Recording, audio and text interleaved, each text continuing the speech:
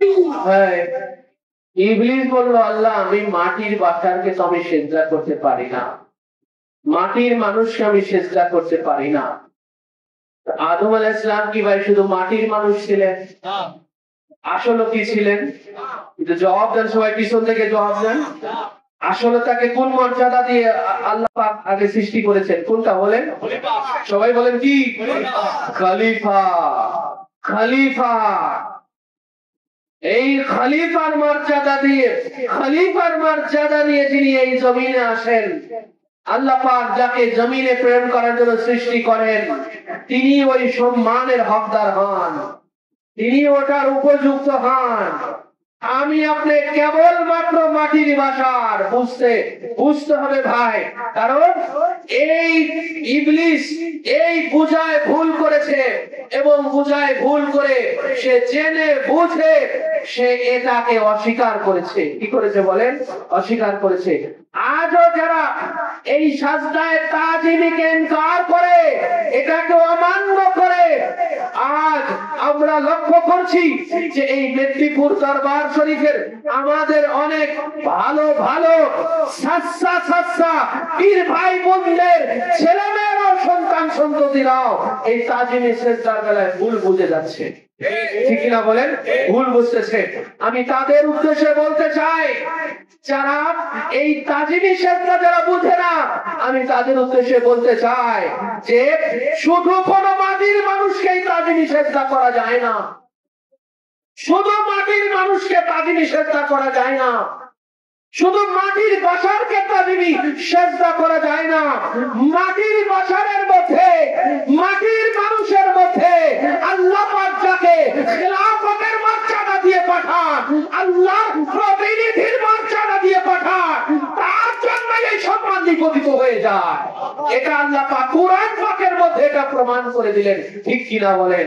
কুরআন পাকের মধ্যে আল্লাহ পাক এটা প্রমাণ করে দিলেন যে দেখো, আমি আদমকে পান্ডরে মাটি থেকে আমি সৃষ্টি করেছি, কিন্তু তাকে সৃষ্টি করার আগে যখন আমি তার খেলাফতের মর্যাদা দিয়েছি, তখন আমি তাকে সৃষ্টি করা মাত্রই আমি সমস্ত ফেরেশতাদেরকে বললাম, এবারে তোমরা আদমকে সেজদা করো। কেন? যে শুধু সে আদম নয়, সে শুধু আদম নয়, সে শুধু বাশার নয়, সে শুধু মাটি নয়, সে আমার খলিফা। সে আমার কি বলে? সে আমার খলিফা।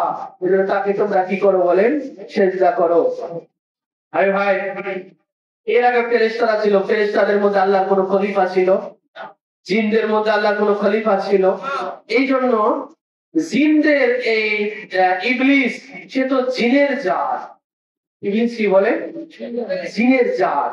এই জন্য ইবলিসের ভিতরে এরকম একটা ক্ষোভ সৃষ্টি হয়েছে যে আমি আল্লাহ এত লক্ষ বছর আল্লাহর ইবাদত করলাম, 6 থেকে 9 লক্ষ বছর আমি আল্লাহর ইবাদত করলাম, আমি এত বড় আল্লামা, আমি ফেরেশতাদেরকে দাস দেই, ফেরেশতাদেরকে আমি শিক্ষা দেই, তালিম দেই, ফেরেশতারা আমার পায়ের নিচে বসে আমার থেকে তালিম গ্রহণ করে, আমার থেকে দাস গ্রহণ করে, অথচ আল্লাহ আমাকে খলিফা না বানিয়ে এই মাটি থেকে বানানো হলো, যাকে কাদা মাটি থেকে, কাদা মাটি থেকে যাকে তৈয়ার করা হলো, তাকে কিনা তৈয়ার করা মাত্র আল্লাহ পাক সমস্ত ফেরেশতাদেরকে বললেন যে এবারে এই আদমকে তোমরা সেজদা করো।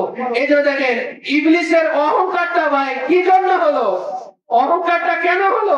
ওর মধ্যে এমন এক আক্রোশ, এমন এক ক্ষোভের সৃষ্টি হয়েছে যে আমি এটার হকদার ছিলাম, আসলে আমি না এটার হকদার হবো, ফেরেশতারা আমাকে সেজদা করবে, কারণ আমি ওদের টিচার, আমি ওদের টিচার, আমি ওদের টিচ দেই, আমি ওদের তালিম দেই, আমি ওদের শিক্ষক, ওরা না আমাকে সেজদা করবে, আমি না এই খলিফার মর্যাদা পাবো। অথচ কিনা আল্লাহ পাক হুট করে কাদা মাটি থেকে একটা কিছু বানিয়ে তার প্রতি রূহ ফুৎকার করে এবারে সব ফেরেশতাদেরকে বলল যে তোমরা একে সেজদা করো। এবারে আমি সেজদা করলাম না, আল্লাহ পাক এবারে আমাদের জবাবদিহিতা করতেছে, মা মানা আকা আনতাসজুদা, কে তোমাকে নিষেধ করলো এই আদমকে সেজদা করতে?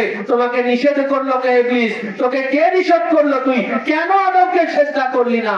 এই যে ক্ষোভ ইবলিসের আসলে ওই মনে হয় এটা ওই আসলে খলিফা হতে চাইছে, ঠিক কিনা বলেন?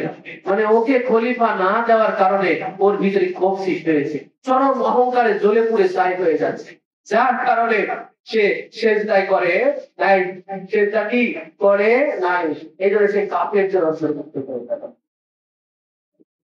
কাফেরদের অন্তর্ভুক্ত হয়ে গেল।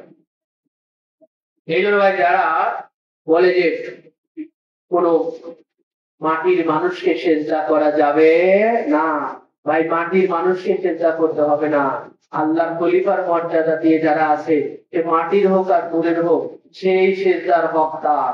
এটা কোরআন পাক থেকে প্রমাণিত, তোমরা তাকে সেজদা করো, ঠিক কিনা বলেন? তোমরা তাকে সেজদা করো। ভাই আদম আলাইহিস সালাম যদি আল্লাহর খলিফা হয়, জনাবে মুহাম্মদুর রাসূলুল্লাহ সাল্লাল্লাহু আলাইহি ওয়া সাল্লাম তিনি আল্লাহর খলিফা নন? জবাব দেন না, সবাই উচ্চ আওয়াজে জবাব দেন না। রাসূলুল্লাহ সাল্লাল্লাহু আলাইহি তিনি আল্লাহর খলিফা নন? বলেন তিনি আল্লাহর খলিফা নন? আদম আলাইহিস সালাম যদি আল্লাহর খলিফা হয়ে জমিনে আসতে পারে, রাসূলুল্লাহ খলিফা নন? হুজুর শুধু খলিফা নন, সমস্ত খলিফাদের সরদার, সমস্ত খলিফাদের সরদার রাসূলুল্লাহ সাল্লাল্লাহু আলাইহি ওয়াসাল্লাম। যখন সমস্ত নবীদের সরদার, সমস্ত নবীরা যখন খলিফা, তো সমস্ত ওই খলিফা অর্থাৎ সমস্ত নবীদের সমস্ত খলিফাদের সরদার জনাবে মুহাম্মদুর রাসূলুল্লাহ সাল্লাল্লাহু আলাইহি ওয়াসাল্লাম। মাটির নবী আল্লাহর খলিফা হয়ে যদি এই সেজদা প্রাপ্ত হয়, সেটা আল্লাহ কুরআন পাকে নাযিল করেন।